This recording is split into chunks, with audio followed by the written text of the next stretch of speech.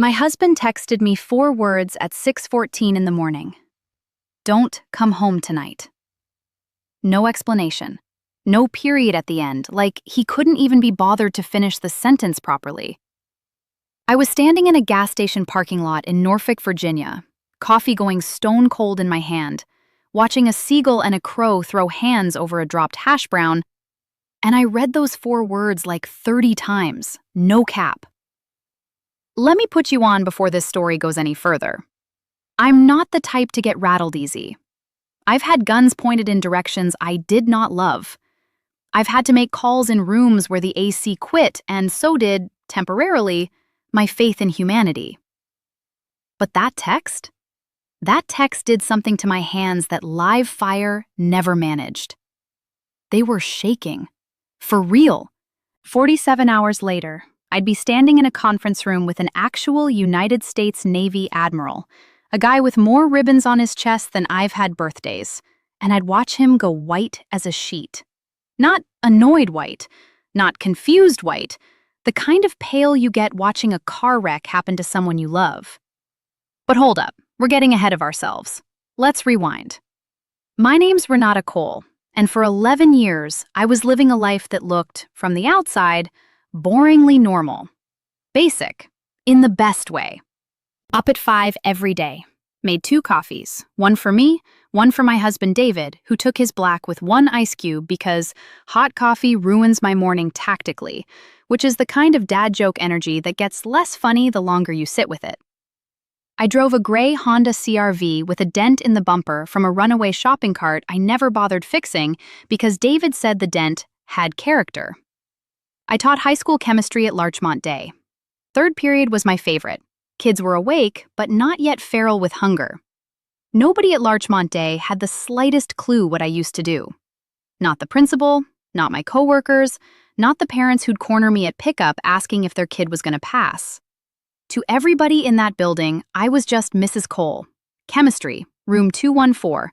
Mildly funny, brings her own chalk because she doesn't trust the classroom set. David knew, though. David always knew. Because we met back when we were both still in uniform. Back when I went by a different last name and held a rank that flat out doesn't exist in a high school parking lot.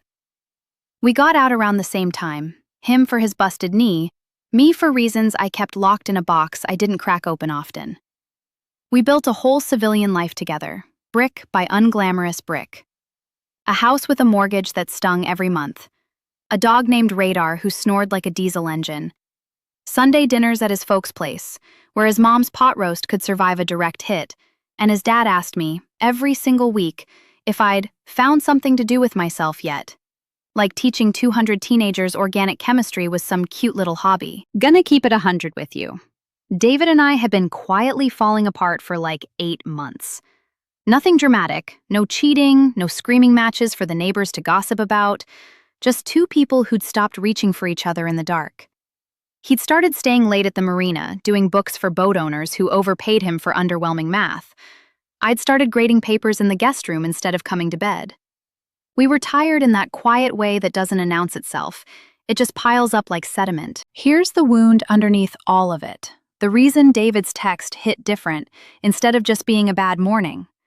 My whole adult personality got built around never leaving people wondering where I was. In my old life, that kind of silence got people killed, so I overcorrected hard, texted David the second I left work, texted him when I stopped for gas. Compulsive, honestly. A little unhinged, dressed up as consideration. So when he sent 4 words and then went completely dark, calls straight to voicemail, his location on our family map app just froze like he dropped off the face of the earth. It didn't just scare me. It reached down into a part of me I kept sealed shut and cranked the deadbolt loose. I didn't go to work. Called in sick, which the front office lady, Dot, a woman who has never once in her career bought a sick day excuse, accepted with 0 pushback, which told me she could hear something off in my voice. First stop, the marina. David's truck sitting right there in the lot, which somehow made it worse, because it meant he was ducking me on purpose, close enough to see, far enough to vanish. His coworker Manny told me David bounced around 10 with some guys in suits, which is not a sentence you want to hear about your husband from a man mid-bite of a fish sandwich. Guys in suits. Sit with that phrase for a second, given where I come from. Guys in suits doesn't mean a normal thing to somebody with my background.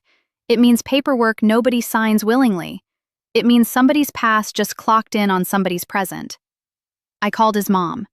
Nothing from David on her end either, but she'd heard from his dad, who mentioned, almost offhand, that David called him the night before, sounding off, and asking a question that made his dad go dead quiet.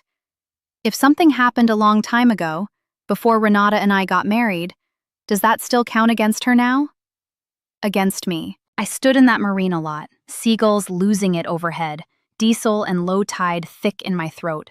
And I understood, with total, ice-cold clarity, that this had nothing to do with David. This was about me. I drove to David's parents' place that evening because I had nowhere else to put myself. And some old instinct told me whatever was cooking, it was going to need people who loved me in the room. His mom, Pat, opened the door already crying, which is not the energy you want from the toughest woman you know. "He came by this morning," she said. "Wasn't making sense, Ren. Kept saying he'd made a call, and now he couldn't take it back." "What call?" She wouldn't even look at me. That's how I knew it was bad.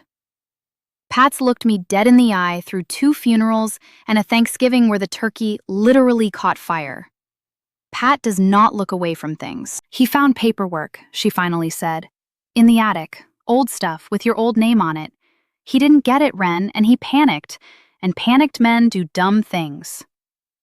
Something in my chest went cold and dead still, the same way it used to right before a mission brief, when the adrenaline hadn't caught up to what your gut already knew was coming.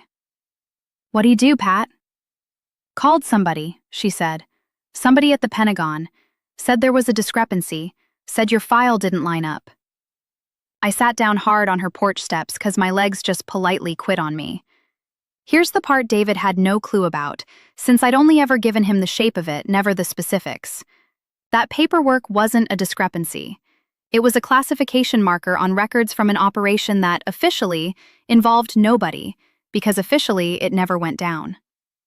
My old name on that page was attached to a record maybe a dozen living people were cleared to even acknowledge existed, let alone question. And my husband, scared and well-meaning and completely out of his lane, had called a government switchboard and asked a total stranger to explain his wife's ghost. This is the part where I could tell you I was furious with him. I wasn't. Not yet. I was terrified. Different beast entirely. Anger's got somewhere to go. Terror just sits on your chest and squats there. Pat put a hand on my shoulder. "He loves you," she said. "He's just an idiot sometimes. Aren't they all?" Not much, but it was something to hold on to in a night that wasn't offering a whole lot else. 9:40 that night. 2 dark government sedans, the kind that managed to look like a uniform without anybody wearing one, rolled up outside Pat's house. They didn't come for me first. They came for David. I watched through the window as they walked him to the car. No cuffs, nothing that dramatic. Just that specific, gentle, firm grip that tells you a person is not currently free to say no. He glanced back once at the house, and even from that distance, even in bad porch light, his face had gone the color of old paper. One of them, a woman actually, broad-shouldered, buzz-cut, sunglasses on at night like that's a normal thing to do, walked up on the porch. "Mrs. Cole," she said, "gonna need you to come with us too." "Am I under arrest?" "No, ma'am, but your husband's call kicked off a review, and given how sensitive the material is, we need you to answer some questions. Tonight." That's when the full scope smacked me in the face. It wasn't just that David accidentally poked a hole in something classified. It's that the whole system built to protect that classification does not care that he did it out of love, or fear, or plain confusion. The system cares about the whole. And now we were both stuck on the wrong side of it. I thought back to something I'd nearly forgotten. A detail from years back, when I signed my final discharge paperwork. The officer running it, quiet guy, tired eyes, told me something I filed away and never thought I'd need again. "If this ever gets disturbed, Cole, Don't explain yourself to the first person who asks. Ask for Admiral Whitfield by name. He signed off on your file personally. He'll know what it means. Hadn't thought about that sentence in 9 years. Now it was the only thing standing between my husband and a real bad couple of days. I need to speak with Admiral Thomas Whitfield, I told the woman. Tell him Cole is asking for him. He'll know the name. She sized me up a beat too long, then nodded once and hit her radio. They stuck me in a room trying real hard not to look like an interrogation room and failing miserably. Gray table, 2 gray chairs, a camera blinking in the corner like it was already bored of me. 6 hours. Nobody told me a single thing about David. Not where he was, not what they were grilling him about, not whether he had any better idea than I did what he'd stumbled into. I sat in that chair testing every ounce of discipline I'd built since I got out. Around hour 4, a young officer, barely older than my own students, brought me water and, against what were clearly his orders, let one thing slip. Your husband keeps asking if you're in trouble, he said quiet. Won't stop asking. That's the line. That's the moment it all crystallized. Sitting in that folding chair under nasty fluorescent light, water sweating a ring onto gray metal. He wasn't covering himself. He was scared out of his mind for me, and he broke the rules trying to protect me, without even knowing what the rules were. I'd spent 8 months assuming David and I were drifting because he stopped caring. Sitting in that room, I realized it might be the total opposite. He found something that scared him, precisely because he cared so much he couldn't stand not understanding it. So here's the call I made in that chair. I was done keeping my old life and my new life in separate rooms, walled off by classification stamps and my own stubborn silence. Whatever came out of that building, I was done being 2 different women playing pretend as one. I told the young officer to let whoever's in charge know I'd answer every single question. No lawyer games, no half-truths, straight truth, all the way down, consequences and all. Admiral Whitfield walked into that room at 5:52 the next morning, still in full uniform like he came straight from somewhere formal, ribbons catching that ugly fluorescent light in a way that somehow still looked sharp. He looked at me a long beat, looked down at the folder in his hand, looked back up. And something moved across his face I'm gonna remember till the day I die. He went pale. Not confused pale, not annoyed pale. The pale of a man doing math he genuinely did not expect to have to do again. Sergeant Cole, he said, and even 9 years later, even under a different name, in a whole different life, that title hit my chest like a struck bell. I signed your discharge myself. Never thought I'd see this file cracked open again. With respect, sir, I didn't crack it open. My husband did, by accident, because he found paperwork in an attic and got scared for me. The Admiral sat down slow, like his knees had opinions about the hour, opened the folder, scanned a page, and I watched his jaw go tight. You understand what this record represents? He asked, quiet. I understand what I did, sir. Never fully understood what it meant on paper. He turned the folder around and slid it across to me, which I clocked immediately was not standard procedure. Pretty sure it broke a few regs, and he did it anyway. Not gonna repeat everything on that page. Some stuff stays classified even in the telling of your own story. But I'll say this much. It wasn't a discrepancy. Wasn't an error. It was a commendation, sealed specifically because of how sensitive the operation was. An operation where 3 of my guys made it home because of a call I made in about 4 seconds flat. A call I've spent 9 years trying not to think about too hard. Your husband, the Admiral said, called a general switchboard and used a phrase that appears literally nowhere except in this file. You get what that triggered on our end? We thought this file got compromised, thought somebody was testing whether we'd protect it. He wasn't testing anything, sir. He was scared for his wife. The Admiral held my eyes a long moment, and then, to my honest shock, something in his shoulders let go. Where is he? I said. Not really a question. Didn't have room left in me for it to be one. Getting debriefed 2 doors down. Scared stiff from what I hear, asking about you every few minutes. He shut the folder. For what it's worth, Sergeant, this one's on us. We should have flagged the family notification protocol when your discharge finalized. Your husband walked into something he had zero way of understanding, because we never gave him a way to understand it. That's on the institution, not a security breach. Can I see him? The Admiral stood, straightened his jacket, and for 1 second looked less like a guy with 4 decades of command under his belt and more like someone remembering what it feels like to be young and scared for somebody he loves. "Let's go get your husband, Mrs. Cole," he said.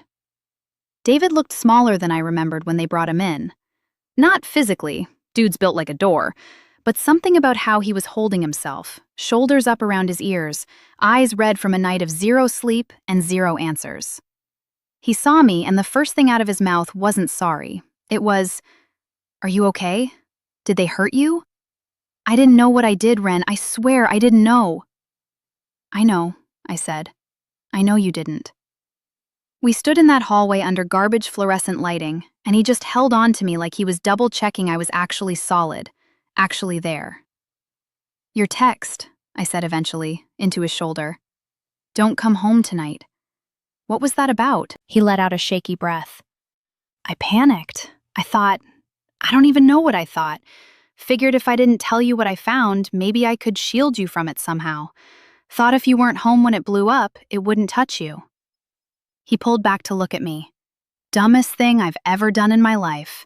Made it 1,000 times worse trying to make it better.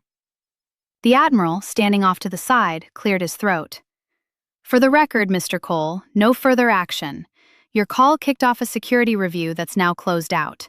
You'll sign paperwork acknowledging what you ran into, and you don't speak of this facility, this conversation, or this file ever again. We clear?" "Yes, sir. Crystal clear."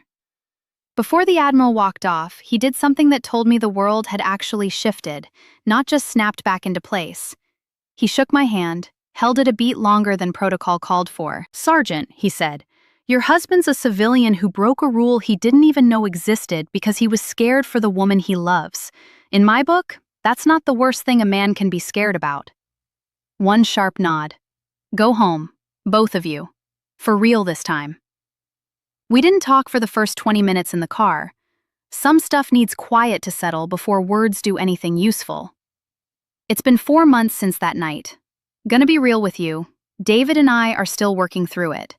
Haven't fixed everything, 'cause that's not how any of this actually goes. 8 months of drifting apart doesn't just evaporate 'cause you survived something wild together.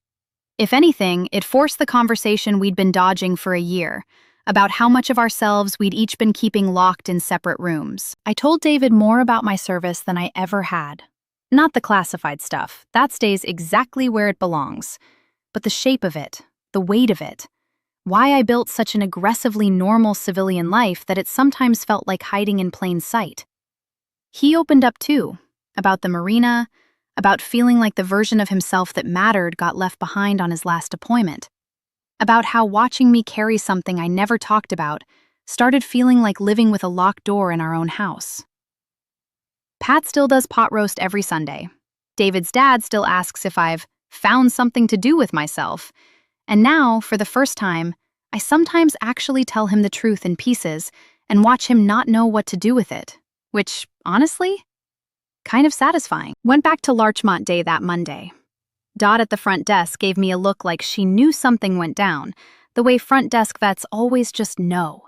And she didn't ask a single question, just handed me my mail and said, "Glad you're feeling better, hun," in a tone that told me she wasn't buying the sick day story for 1 second.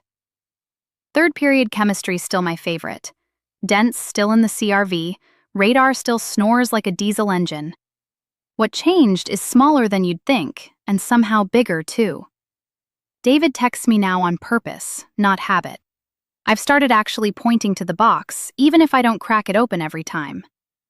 We're not the same two people who stopped reaching for each other in the dark 8 months back. We're a little more banged up, a little more honest, and, I'll hold this loosely, a little more actually married than we were before any of this went down. Used to think the scariest thing in the world was those 4 seconds where I had to make a call deciding who came home and who didn't. I was wrong. The scariest thing is the silence after someone you love tells you not to come home. 'Cause in that silence, you find out exactly how much you've got left to lose, and exactly how far you're willing to go to get it back. If somebody you love ever hits you with 4 words and then goes ghost, don't wait around for the explanation. Go find them anyway.